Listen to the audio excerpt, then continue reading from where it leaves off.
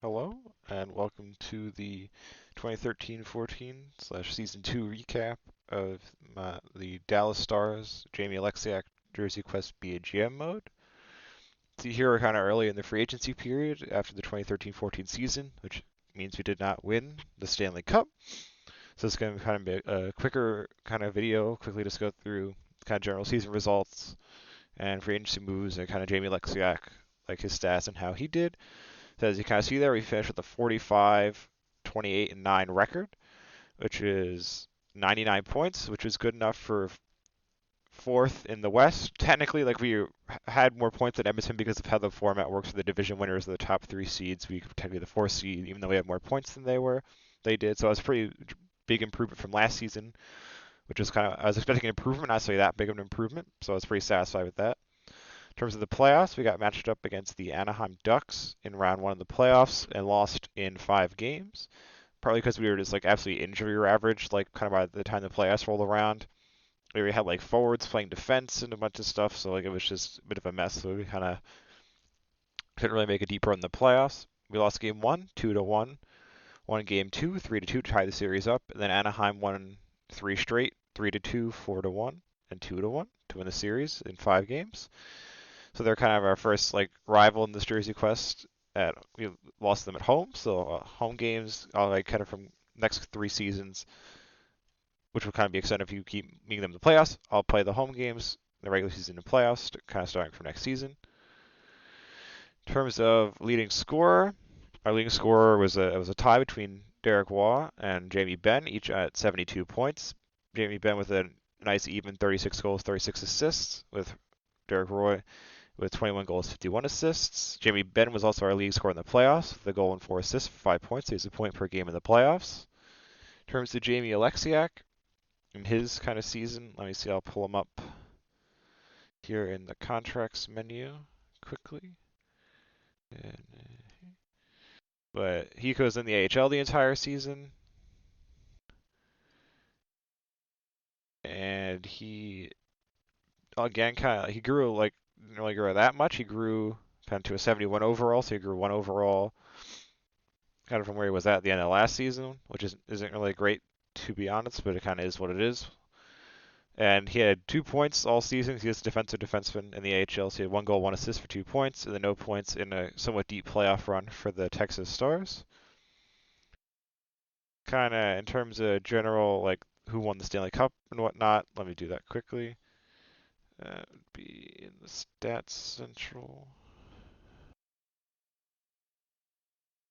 So Stanley Cup, Buffalo Sabres won the Stanley Cup and the President's Trophy with 115 points to finish top of the East and then win the Stanley Cup. See there. They faced the Detroit Red Wings, who were the 2 seed in the East with 101 points the regular season in the Stanley Cup final. Kind of in terms of general trophies and whatnot, Sidney Crosby took a bunch with 108 points for the Penguins. And then let me go through some more of the individual trophies, because you kind of see here, might have seen the contract screen, Matt Niskanen won the Norris Trophy for the Penguins. But kind of I'm going through more of the individual awards as we go down here to the Vezina. I was a little nervous about letting Kari Lehtinen go and kind of sticking with Bachman and Campbell as our goaltending tandem, but it worked out very nicely. Bachman won the Vezina Trophy, as you can see here, and he also won there you saw the Ted Lindsay Award. There's the AHL, the Calder Cup champions were the Springfield Falcons. Then kind of in terms of general kind of free agency and whatnot moves, let me go back to kind of the contract screen, kind of go over what happened. So we had a decent number of players retire. We had like Jaromir Jagr and a couple other players retire, so I had to replace them kind of in free agency. So kind of what I ended up doing, we needed a 2C because Mike Fisher kind of regressed a little and said he was like more of a third line center than a second line center. So we needed a new third line, second line center, a fourth line center, second line left wing, first line right wing again if like there was someone on the market, or I was just going to stick with Louis Eriksson again, and then kind of second and fourth line right wings and another top 4 right-sided defenseman. So in terms of the center, I kind of ended up doing, I signed Pierre-Marc Bouchard. He's your 1-year contract to be our second line center.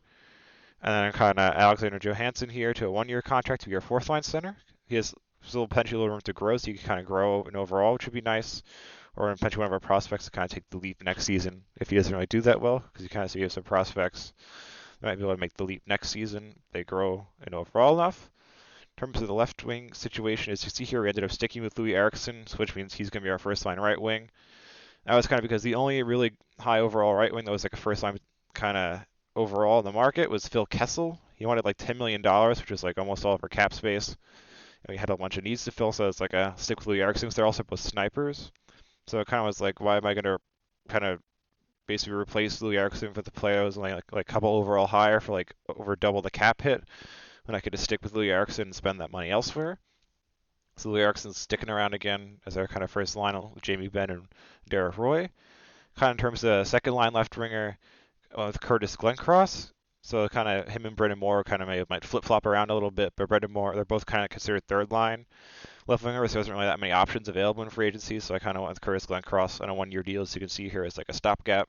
In terms of right wing, as I kind of said, we did sign a first line one, so Louis Eriksson's kind of going back in that role. In terms of second line right wing, kind of also didn't really sign anyone, because there wasn't really anyone on the market.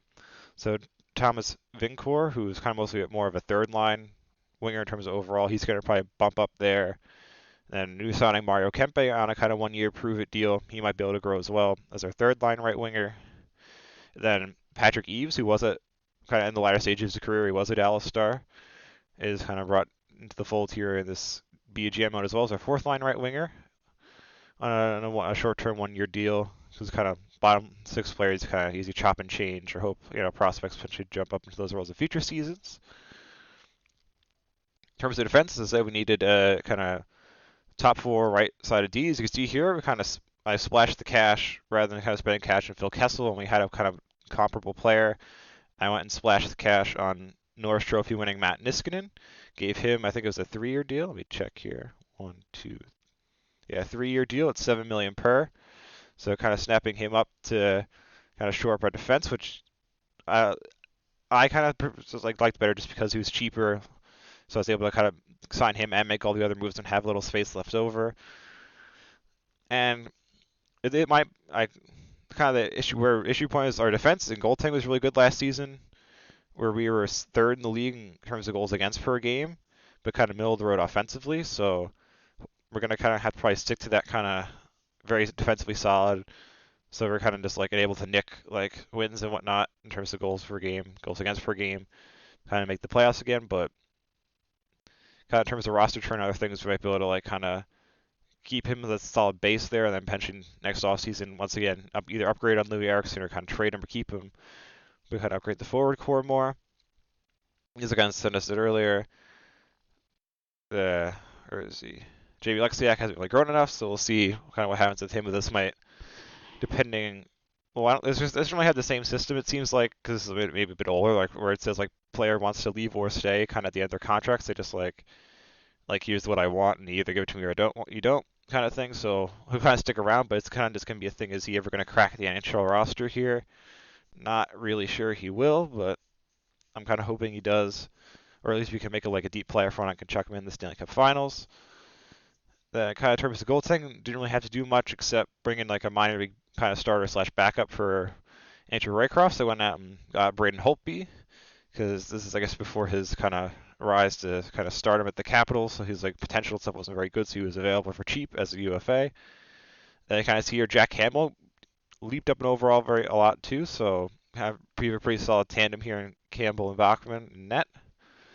Then in terms of the draft, kind of quickly kind of just go through that to wrap up kind of before I do my next season expectations. But it's kind of another decent draft. First round pick was, I don't know if it's like a game generated person or like real life person, but Philip Kojanek, who I ended up signing his entry level deal early, kind of so he could slot in to our AHL team because he was a 72 overall. So I kind of felt that was decent enough. Second round, I got Philippe Cadaret. Kind of saw him probably there a second ago as a goalie. And the rest of the picks were kind of like an NHL name value people. The potentials like in game weren't that great, which is why they were like in later rounds. But third round was William Carrier. Fourth round was current New York Islander Adam Pelech. Fifth round was his current Islanders teammate Anthony Duclair. Sixth round was Nick Betts. He was a right winger, kind of like I haven't drafted many right wingers and kind of need them in the prospect pool. So I drafted him in the 6th round. He's a right wing from Erie. And then 7th round, I drafted also current Islander, Bo Horvat. So I kind of went very Islanders heavy there just because they were kind of recognizable names who became all three of Pelican Horvat for sure because they're all-star level players. Captain of the Canucks and on Pelican was a very solid defenseman. He's kind of waffling a bit these kind of past couple seasons, but he was an all-star level defenseman at one point, and then Duclair is also kind of very good forward, but we'll see kind of how they pan out in game, but you never know. And then kind of the last thing is kind of expectations for next season is kind of based on the moves that we made. A lot of them were kind of lateral, except I'd say Matt Niskin's a pretty big upgrade on defense to kind of who we had there as kind of like, because I had Ian White as kind of our first pair right D last season and like an A2 overall, so kind of upgrading like that. We have a pretty solid kind of defensive top 4 there. So we're kind of laterally in the forward group and kind of upgrading defense. Goaltending's kind of the same, but goaltending still kind of is really hot and elite. So I kind of say we should probably finish around the same in the league next season. So kind of we should make in the playoffs. Kind of maybe not winning the division, but kind of higher up in the non-division winner seeding, and hopefully we can kind of go on a run and whatnot. But again, because Oleksiak's not going to make the roster, it's going to kind of be a lot very quickly going through it and just kind of probably playing the couple of games against the Ducks at home to help us out in terms of making the playoffs. But that's kind of it for this episode. Thank you to anyone who watched this, and hopefully you can see we're watching the next episode as well.